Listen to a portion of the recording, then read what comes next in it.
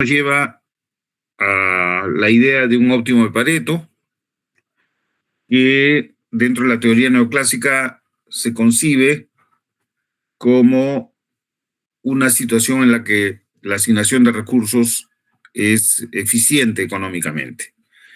El óptimo de Pareto es una situación en la cual nadie puede mejorar su posición sin que otro se perjudique. Y esa situación entonces es equivalente a una asignación óptima de los recursos económicos. Pero existen ciertas condiciones para lograr la eficiencia económica y el óptimo de Pareto.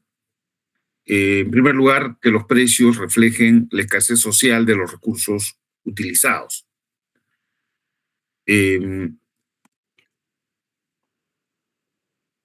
en ese sentido, a través del análisis costo-beneficio para el conjunto de la sociedad, y por eso se le llama social, se busca determinar si una determinada decisión económica contribuye o no a la maximización del bienestar social. En ese sentido, es importante no olvidar que por más que este tipo de análisis lleve el nombre de social, en rigor es un análisis puramente económico y deja completamente de lado los problemas vinculados con la desigualdad distributiva. Esto significa que si una persona muy rica se beneficia con 1 millón de soles, digamos, y muchas personas pobres pierden 400.000, dado que el beneficio neto es 600.000, se considera que la sociedad estaría mejor. Lo cual obviamente es discutible porque es improbable que 600.000, digamos, generen un enorme bienestar en una persona rica, mientras que la pérdida de 400.000 en las personas pobres posiblemente significa una enorme pérdida de bienestar. Entonces ahí la cuestión es cómo se mide el bienestar y el análisis costo-beneficio, que permite comparar los beneficios y costos de una decisión económica, esencialmente se enfoca en determinar si los beneficios netos, es decir, beneficio menos costo, son positivos. Y dentro de los procedimientos que se hacen para determinar el resultado del análisis costo-beneficio, dado que los beneficios se evalúan a través del tiempo, entonces se aplica siempre una tasa de descuento. Y entonces eso lleva a la pregunta de si la aplicación del descuento es una cuestión financiera o económica, siendo que las decisiones financieras son las que tienen que ver con movimientos de dinero, exclusivamente de dinero sin que se muevan necesariamente recursos reales, versus las cuestiones económicas donde sí están involucrados beneficios y costos reales, ¿no? Es una pregunta para ustedes. ¿La aplicación del descuento es una cuestión financiera o económica?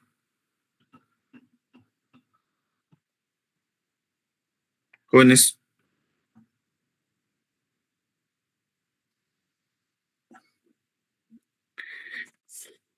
Okay. ¿Financiera? Económica. Ok, les voy a explicar. Para hacer un cálculo que nos permita analizar esta cuestión, ¿cuál es el valor presente de $1,000 que se descuenta con distintas tasas? Aquí estamos tomando 10, 20 y 30%. Y estamos tomando para un periodo de 1 año, 5 años, 10, 15, 20, etcétera, hasta 50 años. se observa que cuando utilizamos una tasa de 30%, una tasa de descuento de 30%,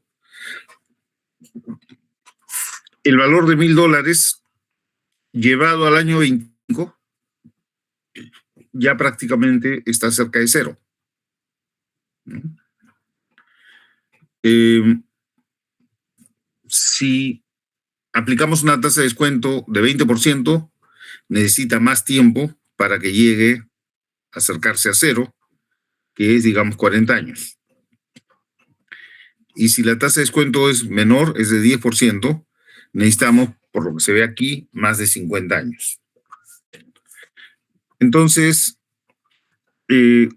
una propiedad de la aplicación del descuento es que mientras más alta la tasa de descuento, los beneficios futuros traídos a valor presente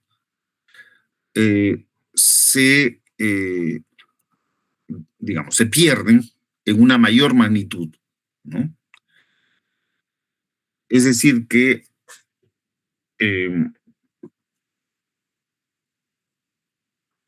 bueno, esto nos lleva a la pregunta de por qué se aplica el descuento, que tiene que ver con si es una cuestión financiera o económica, ¿no? Pero lo que es importante observar aquí, antes de ir a los conceptos, es que con una tasa de 30%, un valor de $1,000 pierde rápidamente su valor. En 25 años prácticamente llega a cero, ¿no? En cambio, una tasa de descuento de 10% necesita mucho más del doble del tiempo para hacerse cero. ¿Por qué se descuentan los beneficios futuros? Entonces, aquí hay dos conceptos que son importantes: la preferencia intertemporal en el consumo y el costo de oportunidad del capital. Por lo general, estamos acostumbrados a pensar en la aplicación del descuento por la cuestión del costo de oportunidad del capital. Esto es que cuando se va a decidir sobre si conviene o no invertir en un negocio, las personas normalmente tienen un costo de oportunidad. Y ese costo de oportunidad va a estar representado por la mejor alternativa disponible en términos del rendimiento que puedo tener por el uso de su capital. Entonces, si la persona tiene, digamos, la posibilidad de hacer una inversión que le rinda 20% y está decidiendo si le conviene o no invertir en esta opción, una opción determinada, entonces lo primero que se va a preguntar es si esa opción le rinde por lo menos el 20% que tiene en su mejor opción alternativa. Y esa es la noción del costo de oportunidad. Y para hacer esa comparación, precisamente se aplica el descuento, ¿no? Porque a través, en el ejemplo que tenemos acá, si mi costo de oportunidad es 20% porque mi mejor opción alternativa me rinde el 20%, entonces los beneficios que yo puedo tener en el futuro, sean de cualquier magnitud, digamos que sean 1,000, o multipliquemos esto por 100, digamos que sean $100,000, ¿no? Cada año. A medida que transcurre el tiempo, esos $100,000 se deprecian porque, digamos, pierden valor en relación al presente, ¿no? Esto es porque si yo tengo una opción de inversión que me rinde el 20%, entonces cuando yo invierto esos 100,000, cada año van ganando 20%, ¿no? Y se van entonces incrementando en términos de beneficios, cada año en 20%, hasta que llegue, digamos, al año 10, ¿no? Entonces, al año 10, el valor de 100,000, que es mi beneficio por esta inversión, va incrementándose en un 20%, porque es la ganancia que yo obtengo por esta inversión de 100,000. Y eso significa entonces que, traído a valor presente, si yo tuviera los 10, en el año 10, si tuviera los 100,000, aplicarle la tasa de descuento de 20% me llevaría a que en el año cero la inversión sea 100,000, ¿no? O en otras palabras, si yo obtuviera en el año 10 un beneficio de 100,000, entonces traído a valor presente, en el año cero sería solamente 162. Bueno, un poco más de 100,000. A ver, vamos a calcular acá. 100,000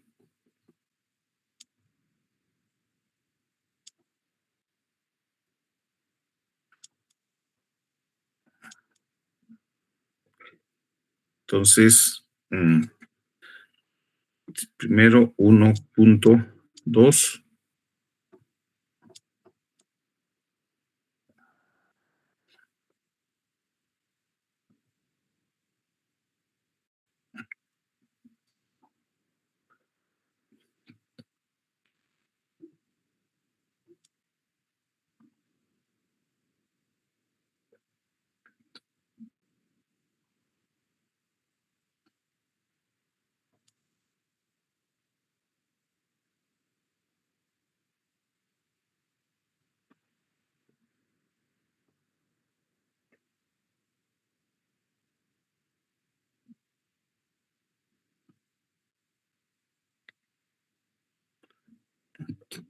Ok,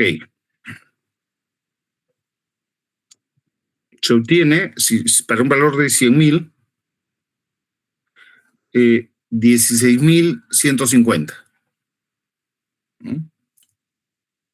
16,150, que es básicamente multiplicar estos 162, así como acá le ponemos, ¿cuántos ceros más? Dos ceros más, para que sea 100,000. Acá también le ponemos dos ceros más y nos queda 16,200. Bueno, esto está redondeado, ¿no? El valor exacto es 16,150, ¿no? Esto está redondeado. Em,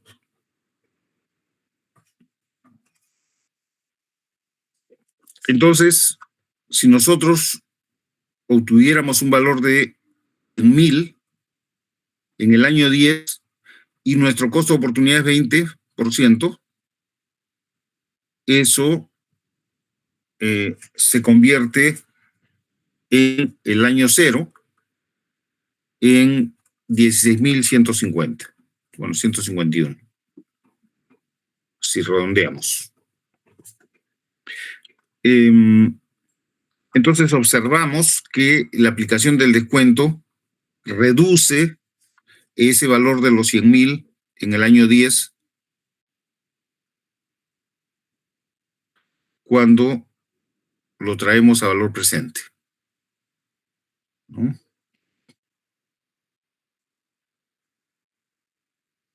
No sé si lo he hecho ver. A ver, un ratito, vamos a hacerlo acá mejor en un hoja de cálculo. A ver. Es un valor de 100,000 y lo vamos a traer con una tasa de descuento del 20%, 1.2.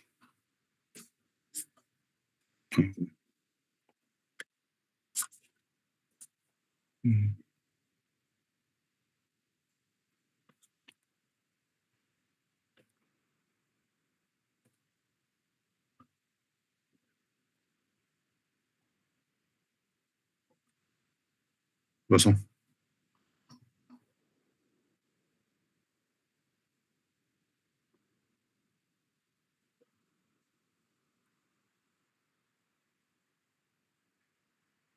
Pasó. ¿Está atrás? No. Acá sí. Ya. Ahora sí.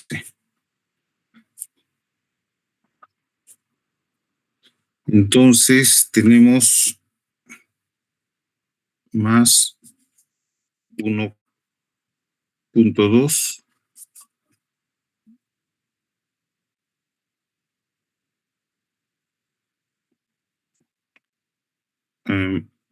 a la 10, ¿no?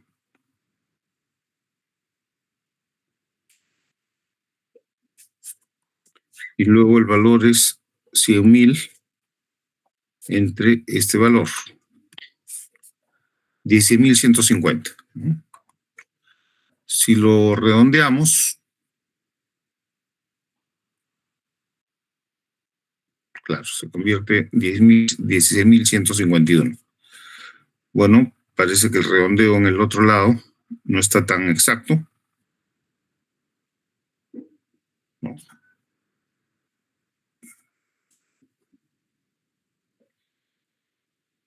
$16,151.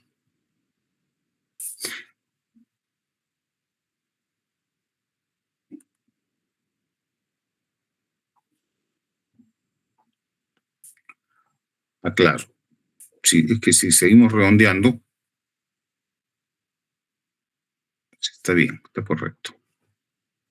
Si seguimos redondeando, solo dividimos entre 100, entonces sí se va a convertir en 162, ¿ok? Bien, entonces está correcto. Decíamos que un valor de 100,000 en el año 10, descontado con la tasa de descuento que representa mi costo de oportunidad, que es el 20%, se convertiría en 161,000, perdón, 16,151. 16,151. ¿Ustedes pueden ver mi pantalla con la hoja de cálculo? Sí, profesor. Sí. Perfecto. Ya, entonces básicamente lo que he hecho es la tasa de descuento del 20%, que se convierte en 0,2, más el 1, y a eso lo elevo a la potencia 10 por los 10 años, que es el periodo, y me sale este número. Luego divido 100,000 entre este número y me da 16,151, ¿no? Si lo redondeo. ¿Ok? Entonces, eso es básicamente lo que tenemos. Y lo que observamos es que la diferencia entre un valor de 100,000 en el año 10 y los mismos 100,000 traídos a valor presente es una diferencia enorme, ¿no? 16,000, o sea, de 100,000 a solamente 16,151. ¿Ok? Lo que observamos, como decía entonces, es que la aplicación del descuento tiene esta propiedad de reducir significativamente el valor de los beneficios futuros. Y entonces, la primera noción teórica sobre por qué ocurre eso es la del costo de oportunidad del capital. Pero en rigor, el concepto más amplio es el de preferencia intertemporal en el consumo, que incluye el costo de oportunidad del capital. Porque las personas, cuando se trata de decidir sobre si consumir ahora o consumir en el futuro, van a tomar esta decisión en función a su preferencia por el consumo presente. En principio, todos preferimos el consumir ahora antes que después. Entonces, la única forma en que una persona pueda decidir postergar su consumo es porque va a obtener un beneficio. Y ese beneficio está representado por la tasa de interés. Ahora, ¿cuánto es el beneficio por el cual una persona está dispuesta a sacrificar su consumo presente y obtener un consumo mayor en el futuro? Depende de las preferencias de las personas. Algunos tienen una alta preferencia por el consumo presente, mientras que otros tienen una baja preferencia por el consumo presente. Para persuadir a alguien que tiene una alta preferencia por el consumo presente de que postergue su consumo y ahorre para el futuro, se necesitaría una tasa de interés alta. Mientras que a otras personas que tienen una preferencia baja por el consumo presente, con poquito de tasa de interés, se les puede convencer para que posterguen su consumo para el futuro. Entonces, lo podemos ver al revés, ¿no? En tanto y en cuanto que las personas también, para aumentar nuestro consumo presente, estamos dispuestos a endeudarnos y pagar una tasa de interés. Entonces, imagínense ustedes una persona que quiere comprar un auto, supongamos que el auto cuesta $20,000 y tiene ahorrados $10,000. Digamos, supongamos que ha ahorrado $10,000 en un año. Entonces, para comprarse el auto tiene dos posibilidades: comprarlo a crédito y pagar una tasa de interés por los $10,000 del crédito, o seguir ahorrando otro año más, conseguir los $10,000, que es el precio total del auto, y evitar el pago de intereses. Entonces, la decisión seguramente tendrá que ver con el hecho de tener una alta o una baja preferencia por el consumo presente. Supongamos que la tasa de interés es de 20%.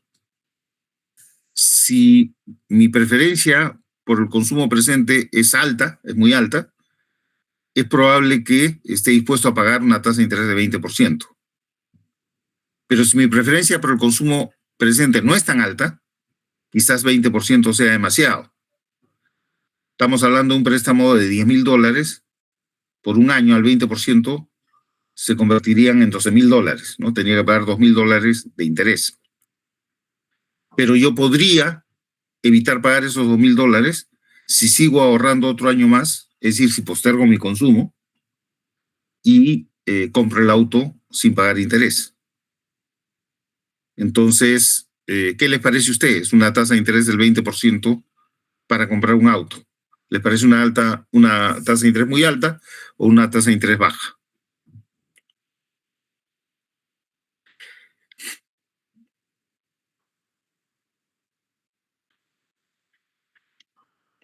Ok. Muy probablemente a algunos les parecerá muy alta, a otros no les parecerá tan alta, porque las personas tenemos distintas preferencias por el consumo presente versus el consumo futuro. Entonces podemos ver la cuestión del consumo presente como una adición entre ahorro e inversión, o también podemos verla como una decisión de endeudarme o no endeudarme, ¿no? En ambos casos, cuánto esté dispuesto a pagar de tasa de interés o cuánto esté dispuesto a recibir, digamos, cuánto esté dispuesto a recibir como compensación por el ahorro, van a reflejar mi preferencia por el consumo presente en relación al consumo futuro. La preferencia intertemporal en el consumo se observa en las compras a crédito, ¿no? Y la gente, cuando se va a Saga o Ripley y compran una refrigeradora, compran una cocina o hasta un televisor, pueden tener que enfrentarse a la decisión de pagar un interés o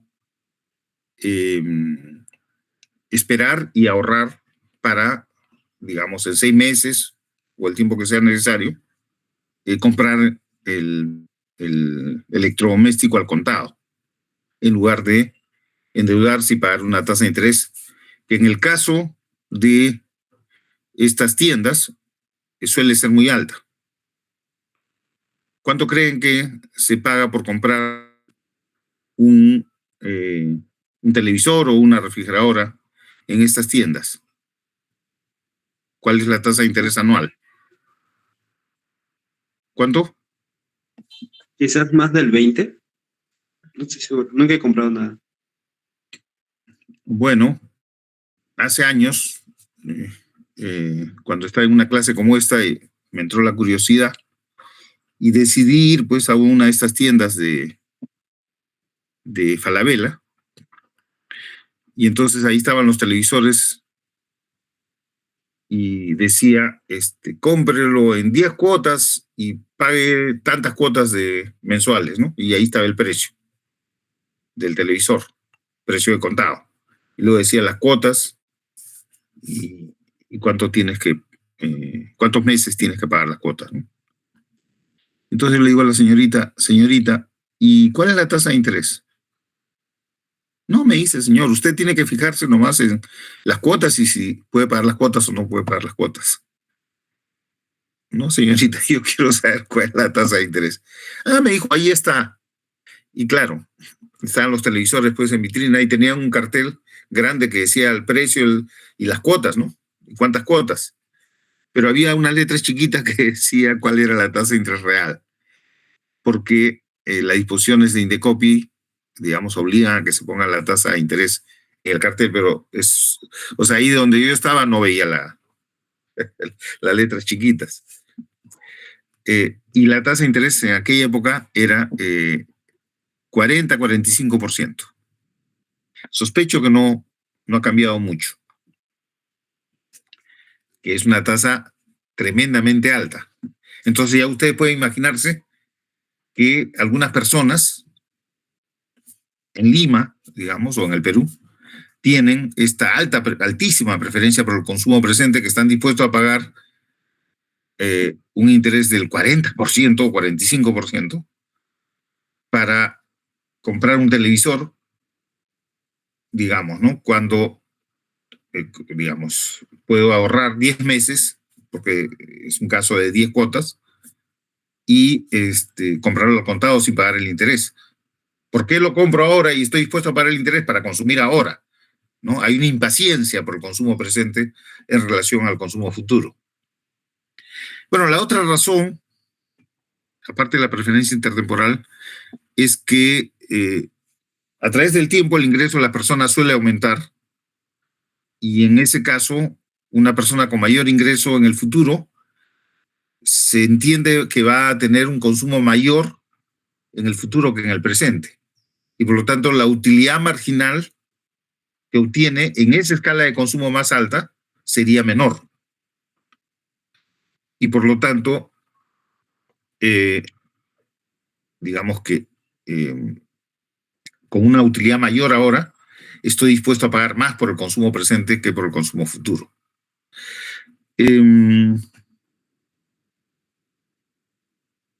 La cuestión de la preferencia intertemporal en el consumo en rigor incluye el costo de oportunidad del capital, porque la primera decisión que va a tomar una persona es si consumir o ahorrar, ¿no? O sea, si consumir ahora o ahorrar para el consumo futuro. En ese sentido, el ahorro se concibe, ¿no?, en la teoría económica como una decisión de posponer el consumo. No es dejar de consumir, sino simplemente posponerlo. Tiene un interés adicional sobre el ahorro que ha realizado y por lo tanto se supone que aumenta su consumo en el futuro. Entonces, la primera decisión de la persona es entre consumir y ahorrar, y eso tiene que ver con la tasa de interés, con la tasa de preferencia intertemporal. Mientras más alta la preferencia intertemporal, menor va a ser el ahorro y mayor va a ser el consumo presente. Y al revés, si la tasa de interés es más baja. Pero entonces, solamente cuando la persona ha decidido que va a sacrificar su consumo y va a realizar un ahorro, es que entonces viene la cuestión de cuál es el costo de oportunidad para el uso de ese ahorro en las distintas alternativas de inversión que tengo. Por supuesto, una de esas alternativas de inversión puede ser simplemente depositar en el banco a plazo fijo, ¿no?, durante un año, en cuyo caso, en este momento, te pueden dar pues de 4 a 6%. Quienes dan más son las cajas municipales. ¿no? Te pueden dar hasta 7%, más o menos, ¿no? De interés.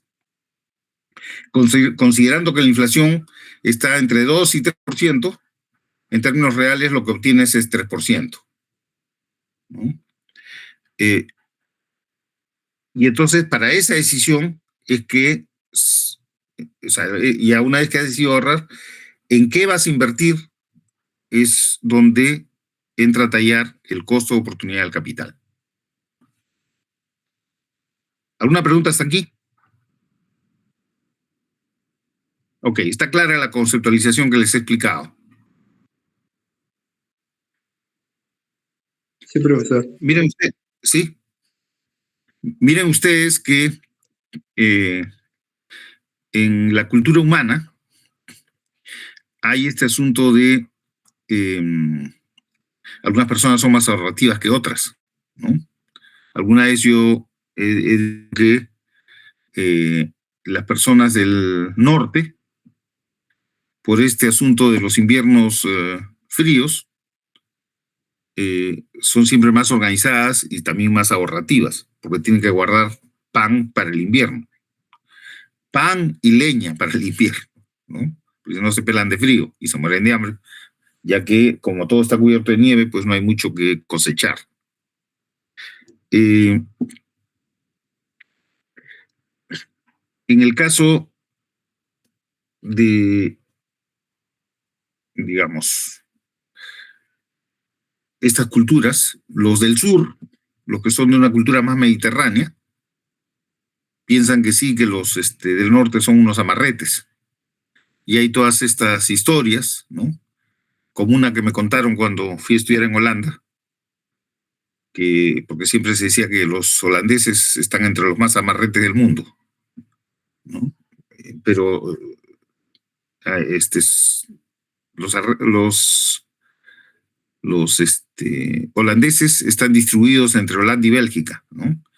En la zona de Bélgica, los neerlandeses, o sea, los holandeses, son los que le llaman flamencos en español, los del norte, ¿no? Que también son neerlandeses. Entonces dice que se encuentran en la calle, caminando en dirección opuesta, un holandés y un belga. Y al mismo tiempo miran que en el piso hay una moneda tirada, que era una moneda de cobre. Bueno, en aquella época la moneda en Holanda era el guilder, que en español se le llama florín, y la moneda de valor más bajo era justamente la de 2 centavos, que era una moneda de cobre, ¿no? Entonces dice que los dos, el holandés y el belga, miran al mismo tiempo la moneda y uno agarra de un lado y el otro agarra del otro lado y empiezan a jalar y no sueltan. Inventaron el alambre de cobre. Así que así se tejen las historias de los amarretes que son los europeos del norte, pero para los europeos del norte, los mediterráneos pues son unos desperdiciados, ¿no? Se gastan todo, viven la vida felices ahora y mañana ya veremos, ¿no? Entonces hay ese tipo de culturas que explica, ¿no?, comportamientos con relación al ahorro, ¿no? Y eso entonces significa que culturalmente la preferencia por el consumo presente tiende a ser mayor en el Mediterráneo, en los europeos del Mediterráneo, que en los europeos del norte.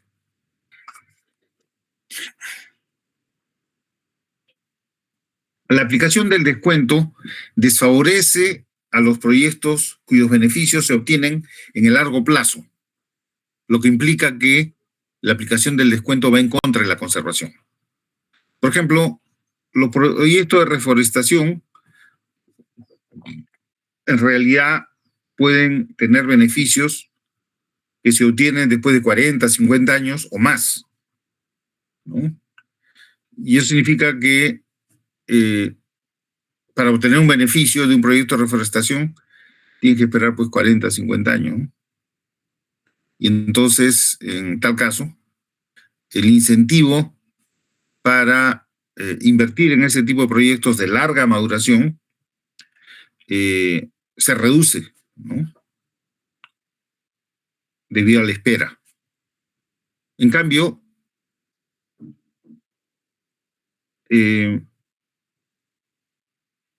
los proyectos, pues, de más corta maduración son los que van a ser beneficiados.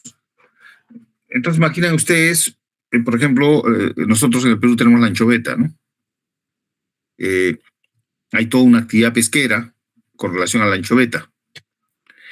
Si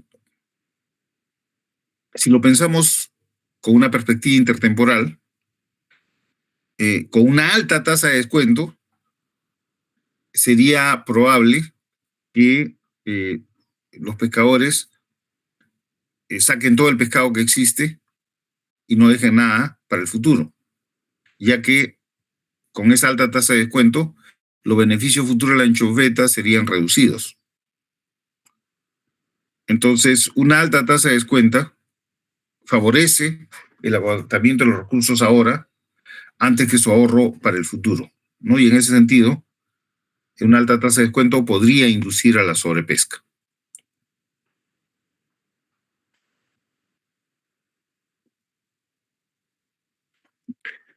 Entonces,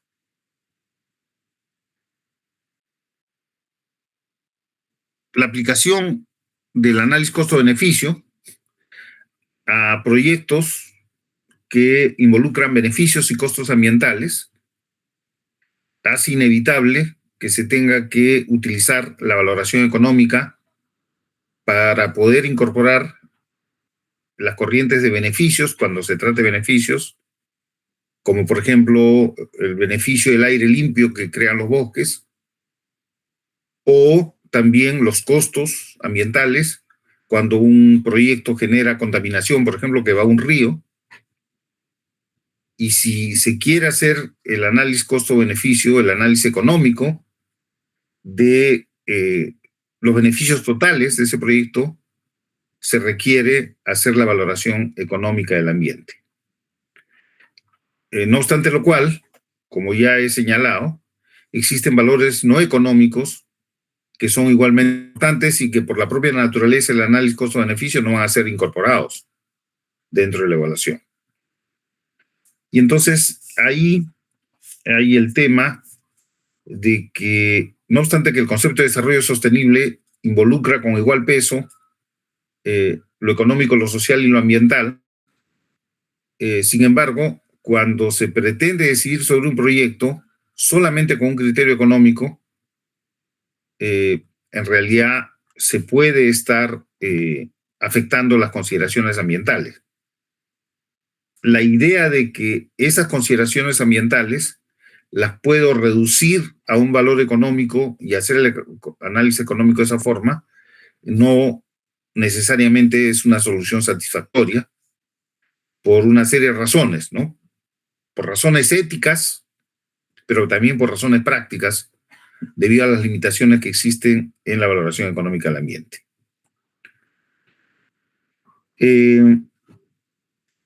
Si vemos cómo se maneja este tipo de cuestiones en el sistema de inversión pública en el Perú y a nivel internacional, con frecuencia los proyectos sociales, como los de educación y salud, por ejemplo, no son sujetos a un análisis costo-beneficio, sino solamente a un análisis de efectividad de costo. ¿Ustedes han llevado un curso de evaluación de proyectos? Todavía no, el siguiente ciclo me parece. Ok. Bueno, en la evaluación de proyectos se pretende hacer particularmente para los proyectos públicos, ¿no? Se pretende hacer una evaluación a los precios sociales que representan la escasez relativa, ¿no? de los recursos utilizados en ese proyecto. Para eso hay una metodología que permite entonces valorar los beneficios y costos, y de esa manera se puede decidir cuando el valor actual neto es positivo, que un proyecto se puede realizar. Pero esa esa metodología, ese criterio, no se utiliza en el Perú en los proyectos de educación y salud. En su reemplazo se aplica el análisis de efectividad de costo. Esto es que en los proyectos de educación se concibe la construcción de una escuela, por ejemplo, como una necesidad, como una obligación del gobierno de proveer educación básica a todos los niños. Entonces, básicamente, como es una obligación, lo que se evalúa es cuáles son las opciones para atender esa necesidad y se elige de todas las opciones que existen la de menor costo. Entonces, de eso trata el análisis de efectividad de costo. Se trata de encontrar cuál es la alternativa de menor costo para alcanzar un cierto objetivo, ¿no? Como en este caso, en el ejemplo, proveer educación a los niños. Lo mismo para la salud, ¿no? Entonces, uno podría pensar que este tipo de criterio se aplique también a determinadas decisiones ambientales, quizá no a todas, pero por ejemplo, ¿no?, cuando se piensa en la decisión de hacer o no la limpieza del río Rímac, típicamente para ese tipo de proyectos se va a hacer un análisis costo-beneficio y se van a evaluar los beneficios de la limpieza en términos de mejora en la calidad ambiental y los costos, que es lo que se tiene que invertir para efectuar dicha limpieza. Y solamente en el caso que los beneficios resulten con un valor superior a los costos, es que el proyecto estaría justificado. Pero imagínense ustedes si tienen delante de su casa un montón de basura y resulta que la limpieza de esa basura es un poco costosa, ¿no? Supongamos que alguien ha venido y les ha dejado un montículo de material de construcción. Entonces es probable que ustedes digan, bueno, hay que ir a la municipalidad para que la municipalidad lo recoja, porque eso sería obligación de la municipalidad. Pero ya saben ustedes que la municipalidad no les va a hacer caso y lo más probable es que ustedes decidan pagar por sí mismos para realizar esa limpieza. Y evidentemente no se van a poner a hacer un análisis costo-beneficio. ¿Cuál es el beneficio de retirar el montículo versus lo que me cuesta pagarle a una persona? Probablemente cueste pagar 50 o quizás 100 soles, depende pues del tamaño del montículo, ¿no?, para que se lleve esa basura. Y es porque es tu casa, ¿no? Y todo el mundo quiere tener su casa limpia, su casa bien presentada. Entonces, es una consideración más bien no económica la que puede llevar a que una persona, un individuo, una familia, tome una decisión de efectuar determinados gastos. Pero si extendemos eso al nivel del conjunto de la sociedad, desde mi punto de vista estaría absolutamente justificado gastar en un proyecto para hacer la limpieza del río Rímac, porque la verdad que da vergüenza, ¿no? Todos los visitantes extranjeros que vienen a este país pasan inevitablemente mirando la cochinada del río Rímac. Y bueno, si uno ve los países vecinos, en realidad, si uno ve las riberas del río Mapocho en Chile, por ejemplo, está muy bien conservado, con árboles, con pasto, etcétera. Si uno ve en Argentina, en Buenos Aires, o incluso en Ecuador, ¿no?, en Quito. Entonces, digamos que tenemos un problema muy serio en ese sentido y sospecho que la decisión de hacer un proyecto de ese tipo tiene que ir más allá de un análisis costo-beneficio. Entonces, Una pregunta que surge de lo que estamos viendo es si el criterio económico es el adecuado para tomar decisiones ambientales, o en otras palabras, si basta con el criterio económico que supone hacer la valoración de los beneficios y costos para decidir sobre un proyecto ambiental. Por supuesto que las consideraciones económicas son importantes y no deberían ignorarse para tomar decisiones ambientales. Un proyecto ambiental puede ser extremadamente costoso y quizá no se puede hacer y habría que esperar mucho tiempo para que se realice. Cuando uno piensa, por ejemplo, en la cantidad de pasivos ambientales mineros que hay en el Perú, hacer una limpieza de esos pasivos ambientales posiblemente sea excesivamente costoso. Pero, digamos, cuando uno piensa en la limpieza del río Rímac, pues la verdad que, digamos, no es improbable que el proyecto vaya a costar tanto como costaría hacer la limpieza de los pasivos ambientales, y luego los beneficios serían beneficios significativos de todo tipo, ¿no? Hasta es una cuestión de dignidad. Por tanto, el criterio económico es relevante para tomar decisiones ambientales. No es que no debe considerarse el criterio económico, pero obviamente no puede ser el único criterio, ¿no? Entonces, digamos, no puede ser el único criterio porque ni las personas individualmente, cuando se trata del ambiente, toman decisiones exclusivamente sobre un criterio económico, ¿no? Sino también real, ¿no? Por ejemplo, el metro cuadrado para construir edificios en San Isidro es muy alto, ¿no? Y San Isidro es una zona que tiene bastantes parques, bastante verde. Si el municipio decidiera hacer un análisis costo-beneficio de conservar los parques, posiblemente la disposición a pagar a la gente para conservar el parque podría ser menor, no digo que lo sea, pero podría ser menor que el valor de esos terrenos para construir edificios. Me refiero por el alto valor que tienen los terrenos en San Isidro para construir edificios.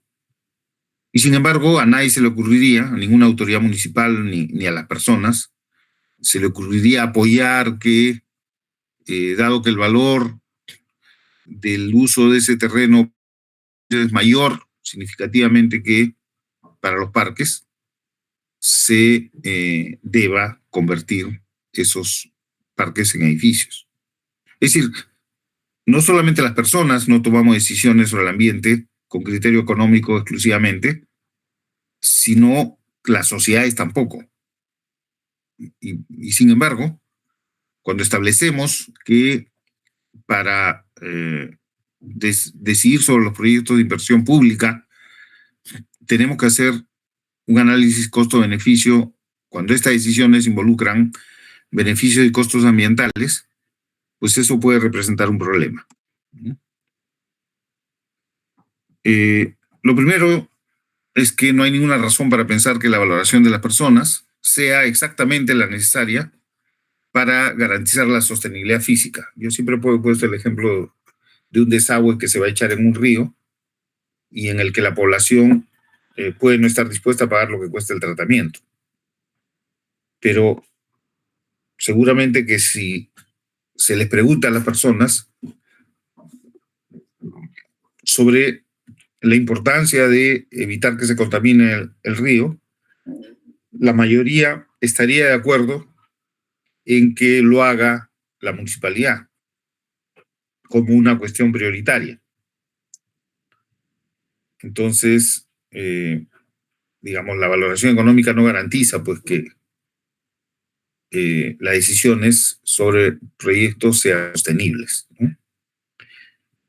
Entonces, como el grado de información es uno de los determinantes del valor económico, el problema es que con frecuencia la gente desconoce los beneficios de la naturaleza. Por supuesto que se puede informar a la gente y seguramente al conocer los beneficios la gente tenga una valoración mayor, pero el problema es que no nos garantiza, digamos, que sea lo suficiente para justificar las inversiones que mejoran el ambiente. Particularmente cuando la educación ambiental es poco, digamos, desarrollada, el ambiente se ubica bastante debajo en la escala de valores. En las sociedades pobres en particular, las urgencias de la subsistencia diaria siempre van a rankear por encima de las preocupaciones ambientales. Entonces, hemos visto en el video de Pavan Sukhdev que se sostiene que el análisis costo-beneficio y la valoración del ambiente ayudarían a justificar la mejora del ambiente, pero eso no es tan realista, ¿no? Como digo, la mayor parte de los estudios que yo conozco arrojan valores bastante reducidos, particularmente porque la gente desconoce la existencia de los beneficios ambientales. En ese sentido, entonces, el valor económico puede ser contradictorio con la importancia de determinadas decisiones ambientales. Y uno de los problemas aquí es que los que son fanáticos de la valoración económica suelen dar ejemplos positivos para el ambiente de reconocer su valor económico, aunque con frecuencia utilizan supuestos discutibles.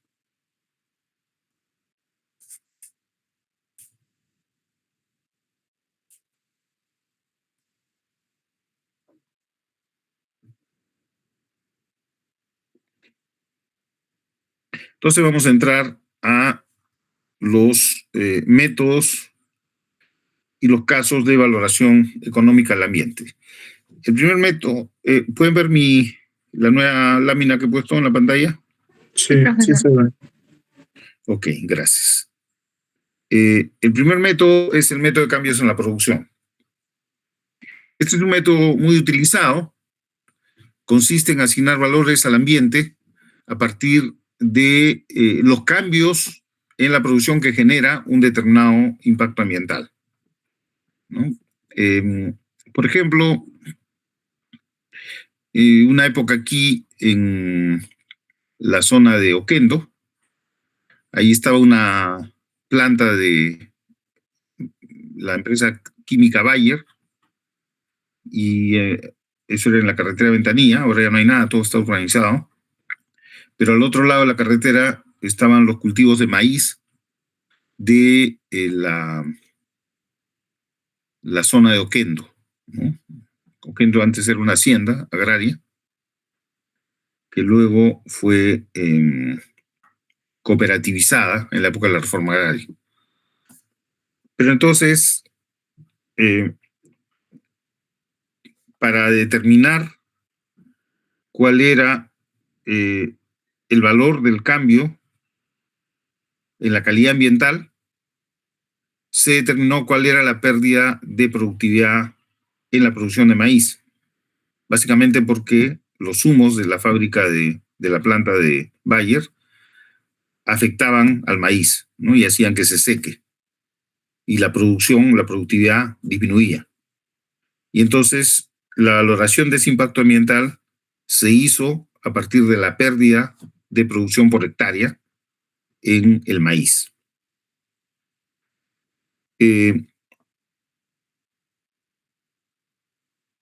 Por ejemplo, en el caso de la contaminación de agroquímicos que afecta a la extracción de pescado, primero hay que hacer una identificación de la cadena de efectos. Entonces, a partir de la producción agrícola, por ejemplo, ¿no? Se genera una cierta contaminación por agroquímicos y el incremento de las concentraciones en el agua afecta a a los peces, ¿no? Y reduce la extracción de pescado. Entonces, para hacer la valoración económica, primero se establecen relaciones estadísticas en cada componente de esta secuencia de efectos, por ejemplo, entre el uso de agroquímicos y la contaminación del agua, y entre, ¿no?, los parámetros de las concentraciones en el agua y la mortandad de los peces. Y entonces, con esta relación, se estima el volumen de producción con la perturbación ambiental. Entonces, aquí el método de con y sin es un método muy utilizado para impactos, ¿no?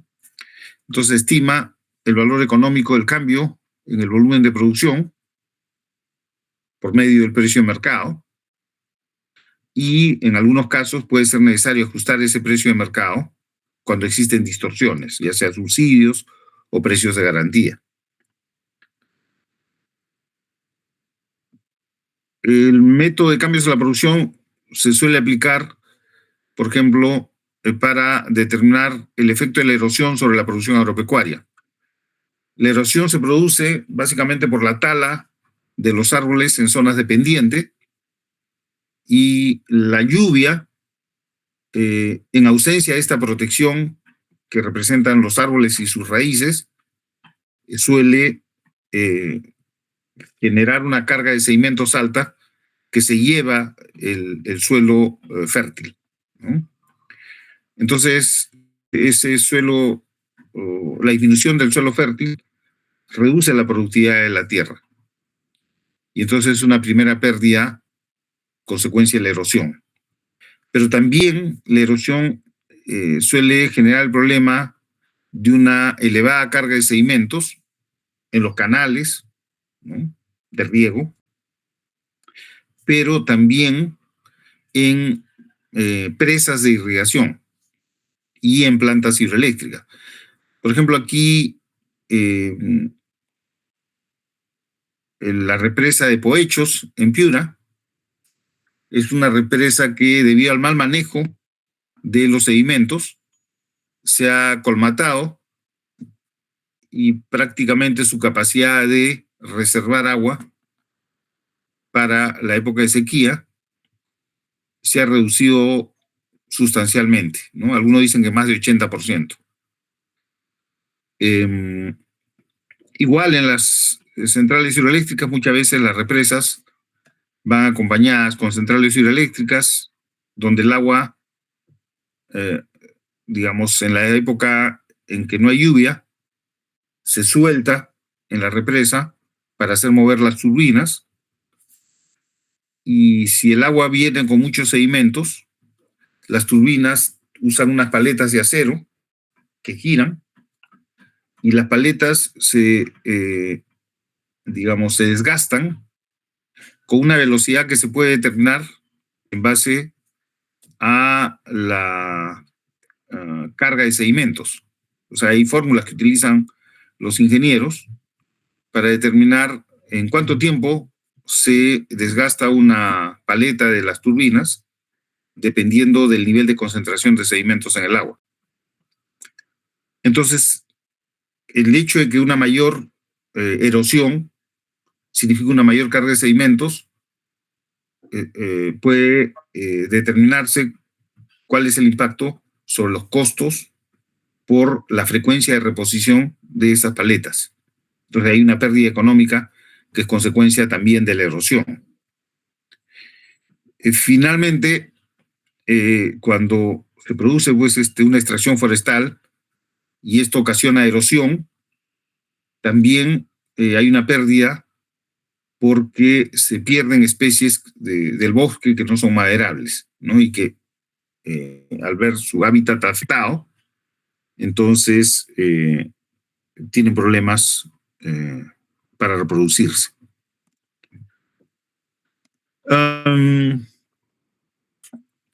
Otra aplicación del método de cambio en la producción es el efecto de la contaminación del agua sobre las poblaciones de peces. De eso ya hemos hablado. El efecto de la extracción del agua en la cuenca alta sobre su disponibilidad para otros usuarios en la cuenca baja, ¿no?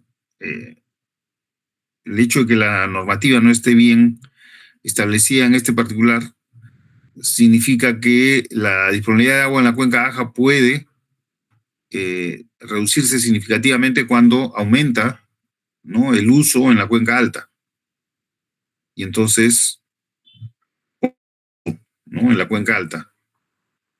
Y eso también se puede determinar con un valor por la agricultura perdida, ¿no?, debido a la carencia de agua. Y el efecto de la contaminación del aire sobre los rendimientos de los cultivos, que era el caso que les explicaba del Fundo Kendo. Tengo un caso de este tipo de método, que es un estudio que hicieron Peters, Gentry y Mendelssohn el año 89 en el Perú. Es un estudio del valor de productos no maderables del bosque amazónico en una ubicación en el río Nanay, que está cerca de Iquitos, y que se inició con un inventario de la flora de valor comercial en 1 hectárea de bosque primario. Lo que se encontró en 1 hectárea de bosque primario está en el cuadro, en términos de fruta y látex. Esto es lo que se encontró: aguaje, aguajillo, charichuelo, leche huayco, sarandúa, naranjo podrido, salcha cacao, chimbillo, xiringa es el látex, ¿no?, el caucho, cinamillo, tamaduri y ungurahue. Entonces acá tenemos un conjunto de frutas que tienen un uso por la gente local, ¿no? Aquí está el nombre de la especie, el número de árboles que se encontró en 1 hectárea, ¿no? Los números son bastante variados.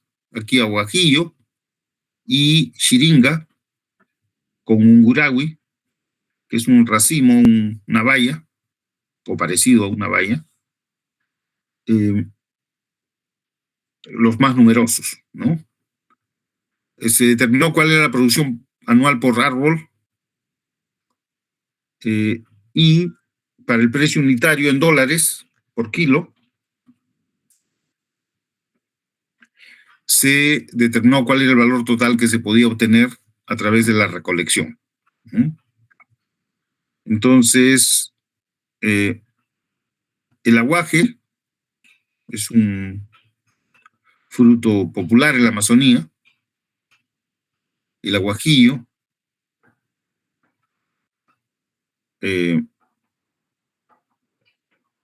y aquí está la xiringa. En total, toda esta producción de 1 hectárea arroja un valor de 697.79 en ese estudio. Luego se determinó cuál era el valor comercial en troza de la madera en 1 hectárea de bosque, en la misma hectárea, ¿no? Entonces se encontró que estas eran las especies maderables: aguanomache, almendro, ¿no?, ispingo, estos caspi, machinga, moena, etcétera, ¿no? El número de árboles, la cantidad de árboles por hectárea. Aquí, como ven, el mayor número es Kumala, después quinilla, estos remo caspi, ¿no?, machinga, y el volumen que se puede obtener de madera, 1 metro cúbico tablar, y el valor en troza era como de $1,000. ¿Qué dicen ustedes? ¿Qué es mejor? ¿Utilizar el bosque para extraer madera o para obtener frutos?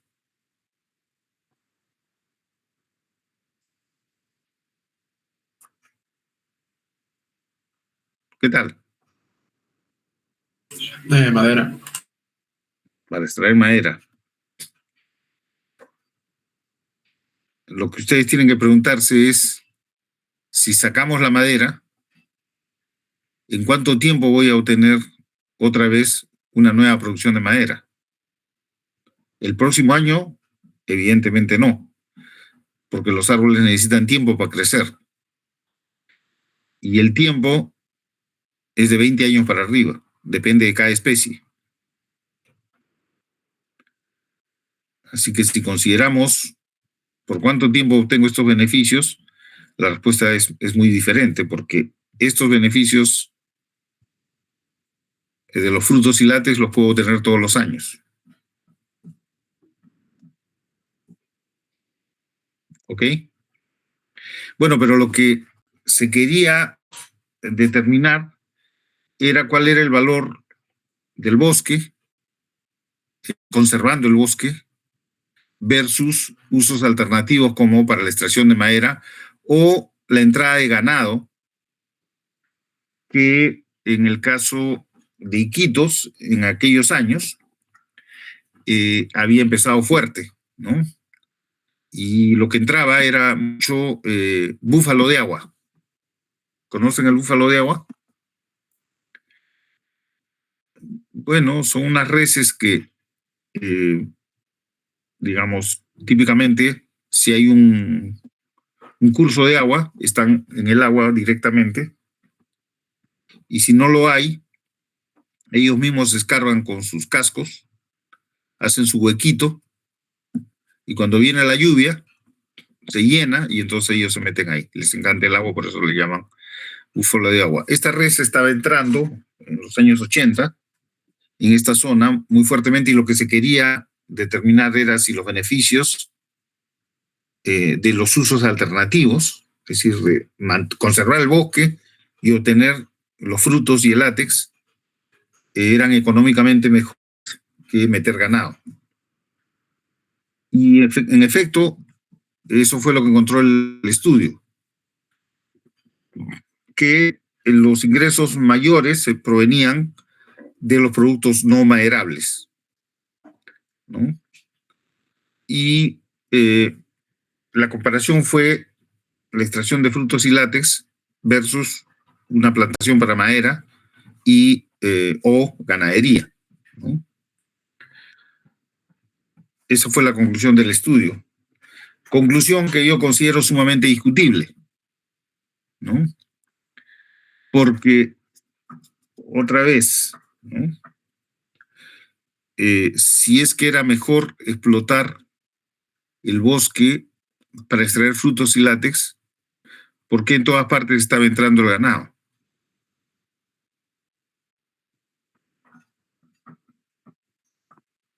¿Sí? Bueno, ahí hay algunos problemas, ¿no? Uno de los problemas es que gran parte de estos frutos y látex que hemos identificado, que se han identificado en el estudio, en realidad no tienen un valor comercial propiamente dicho, porque son básicamente recursos para autoconsumo. Entonces no llegan al mercado. Por aquella época, yo fui de vacaciones por allá por Iquitos, y en cada esquina te vendían el aguaje, unas bolsas de coquitos. Acá no encuentras aguaje en ninguna parte, ¿no? Pero el aguaje es un fruto que es como un coquito, que una vez que le sacas la cáscara, lo que es propiamente comida es como una capa delgada que envuelve el coco. Entonces no se obtiene gran cosa, y más bien el uso que le da es para hacer postres, ¿no? Para hacer helados, por ejemplo. Y claro, el precio de eso, de una bolsita de coquitos, donde podría haber pues unos 20 cocos, era bastante bajo, ¿no? Entonces, claro, si yo tomo ese precio, que es ya muy bajo, y lo aplico a toda la superficie de la zona, digamos, donde existe una cierta cantidad de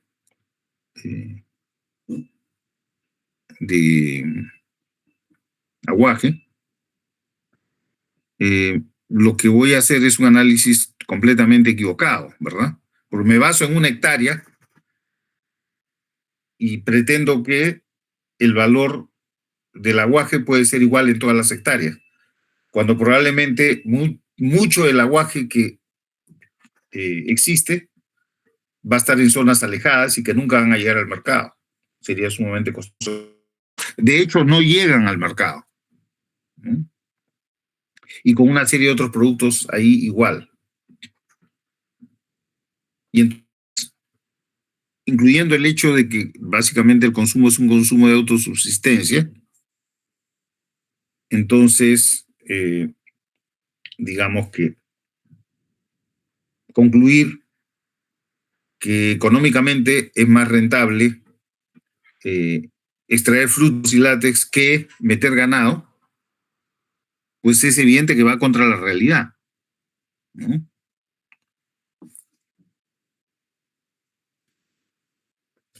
Un siguiente método es el método de costos de viaje. Básicamente este método se ha aplicado en la valoración de parques naturales que se utilizan con fines recreativos.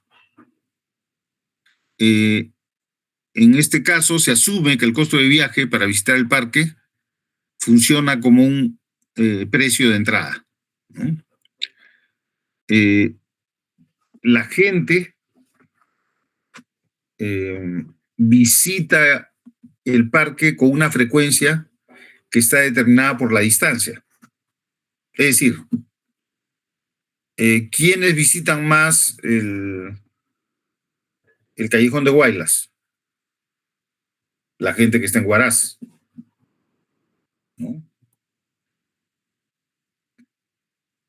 La gente que está después en segundo lugar, la gente que estará más cerca, pues, del Callejón de Huaylas, ¿no? En tercer lugar, quizás la gente de Lima. Entonces, básicamente, hay un costo asociado a la visita a estos parques naturales que tienen que ver con los gastos del viaje en sí mismo, como por ejemplo el pasaje o el combustible que se utiliza en un vehículo y el tiempo que se emplea en viajar, ¿no? La idea de los parques naturales, de los visitantes a estos parques naturales, es alguna que seguramente ustedes han visto en la televisión o en el cine. Tradicionalmente era una familia que alquilaba una casa rodante y que le enganchaba a su auto y se iba de vacaciones por una semana, 15 días, a veces hasta por un mes, ¿no? Entonces, en ese caso, la gente que vive más cerca de estos parques, pues lo visita con más frecuencia que la gente que vive más lejos.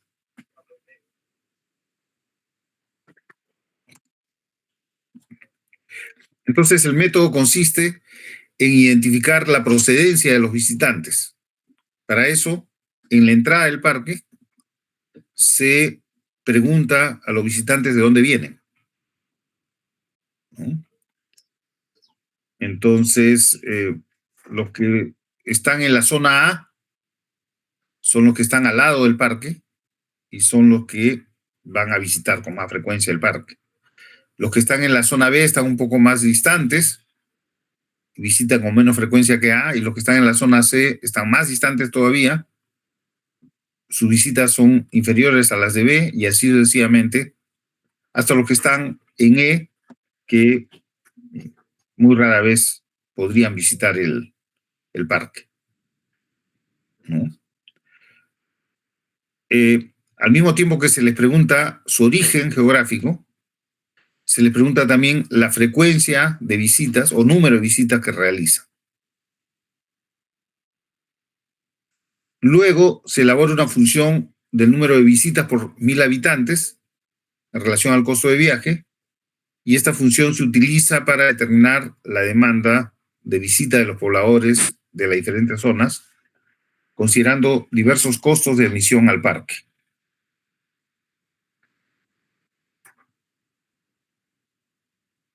Los resultados que se obtienen permiten elaborar una curva de demanda de las visitas al parque. Típicamente esta es una curva de demanda con un excedente del consumidor, que sería la superficie debajo de la curva de demanda, considerando que aquí no hay oferta alternativa, digamos. Cada parque suele ser una atracción única, ¿no? Y no hay pues una oferta de parques, digamos, que yo pueda considerar. Cada parque tiene sus propias peculiaridades. Entonces, aquí, por ejemplo, podemos ver que el número de visitas máximo es el de los que están en la zona A. Los que están en la zona B tienen un número de visitas menor, en la zona C menor, y así sucesivamente hasta la visita E. Entonces, si podemos determinar este número de visitas y los costos correspondientes, podemos calcular el excedente del consumidor, que representa el valor de uso del parque. Hay que recordar siempre que en este caso estamos hablando de los servicios recreativos que ofrece el parque, porque la gente se va básicamente de vacaciones, ¿no? Como una forma de recreación.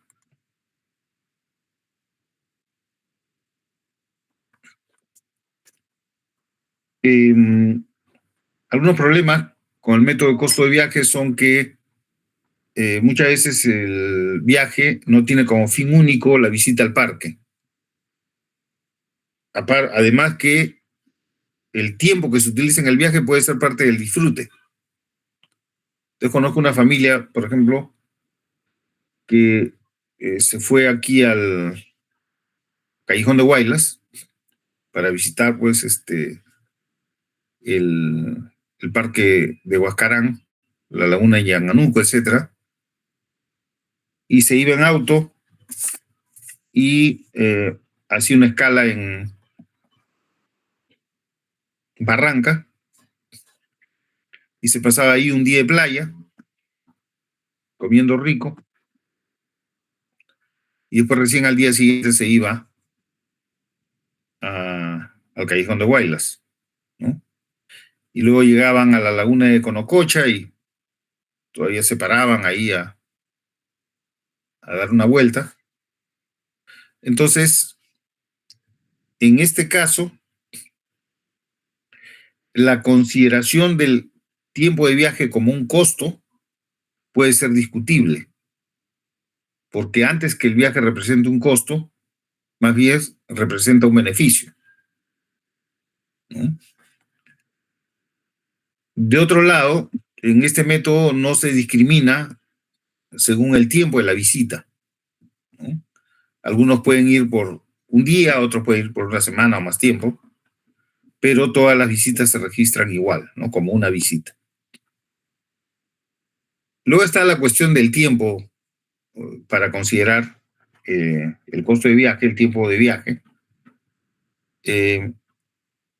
porque se computa el tiempo de forma fraccionada, ¿no? Lo que no es cómo funciona, digamos, la cuestión salarial, ¿no? Es decir, en el caso de Estados Unidos, ellos tienen un salario que es por hora. Entonces, se considera el tiempo en minutos, cuando en realidad a nadie le pagan por minutos, les pagan por hora. Es como que acá en el Perú, donde el salario es por día, por 8 horas, se compute, por ejemplo, si vamos a Lunahuaná y el viaje dura unas 4 horas, entre 3 a 4 horas, entonces considerar eso como medio día de trabajo. Pero en realidad, si tienes que viajar, lo que vas a perder es el salario de todo el día, ¿no? En ese sentido, computar el tiempo de forma fraccionada no es muy realista.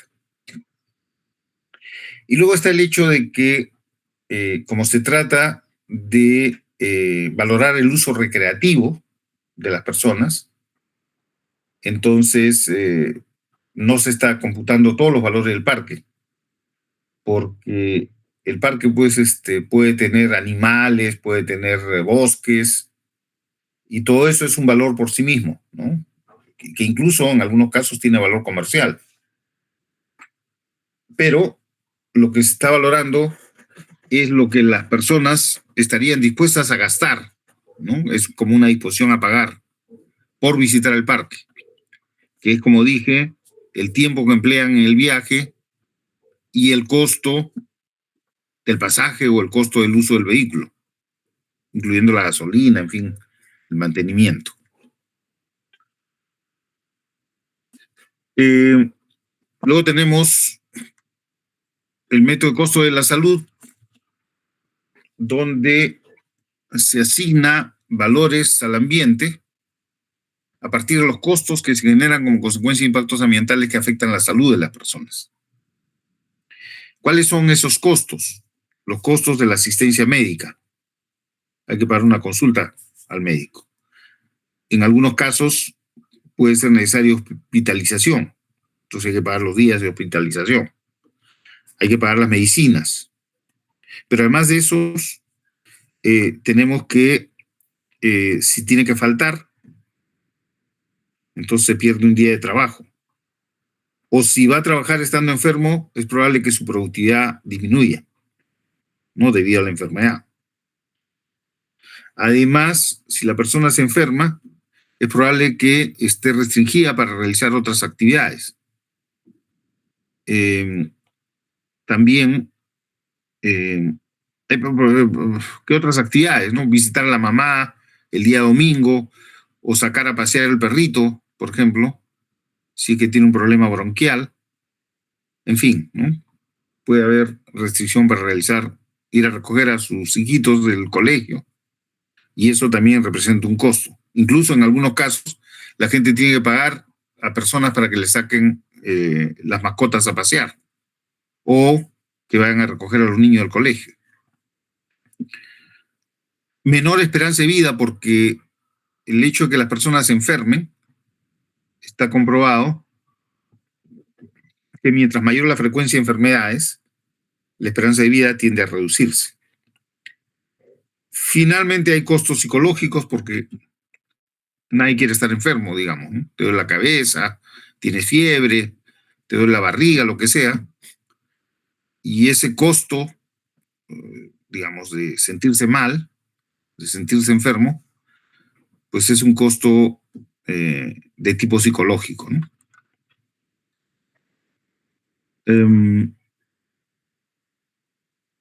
El caso que tengo para ustedes sobre la aplicación del método de costo de la salud es el de un estudio que se hizo en la Ciudad de México para determinar el costo de la salud a consecuencia de la contaminación por el transporte, ¿no?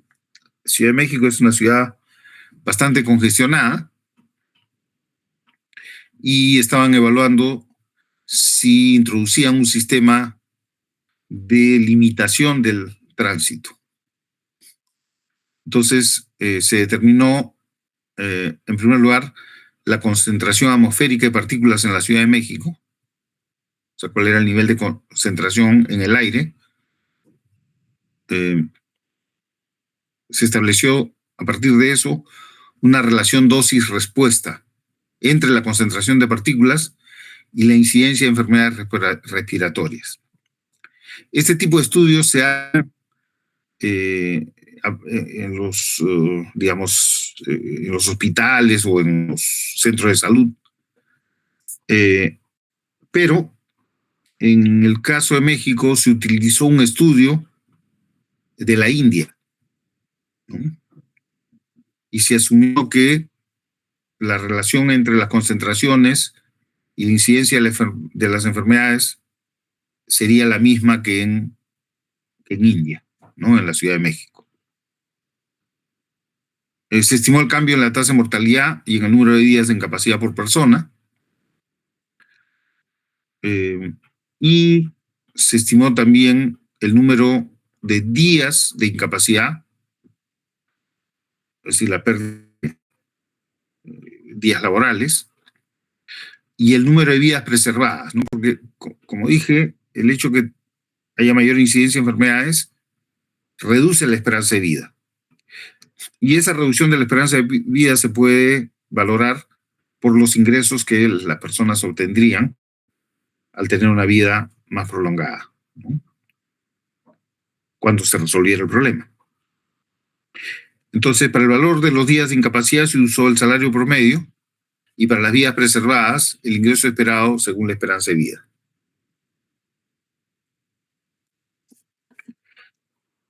Sumando estos costos y lo de atención médica, se determinó el valor de la contaminación del aire y se comparó con el costo de las medidas de mitigación. Costo total estimado para México, de la Ciudad de México, ¿no? De la contaminación del aire, resultó en $850 millones para la contaminación por materia particulada.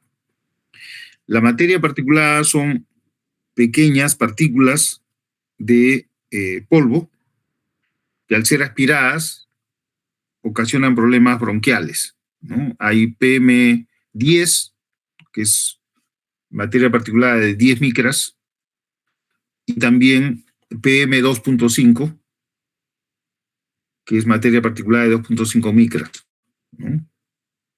La más dañina es la de 2.5 micras, porque llega a sitios donde no llega la de PM10. Eso se valoró en $850 millones y la contaminación por el ozono, 102 millones, por plomo, 125 millones, en total, $1.100 millones. Sería el costo total estimado para la contaminación del aire en la Ciudad de México. Y con esto se muestran las medidas de mitigación de la contaminación, sería menor a los beneficios para la salud. Y por lo tanto, se justificaba aplicar este esquema de restricción del tránsito a los vehículos a solamente 4 días a la semana, ¿no? Y 3 no deberían movilizarse. Tenemos el método de transferencia de beneficios. Creo que vamos a llegar hasta aquí nomás. ¿Tienen alguna pregunta?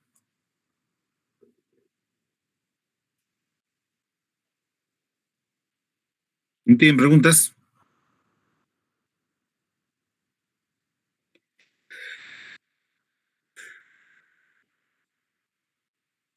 Bien.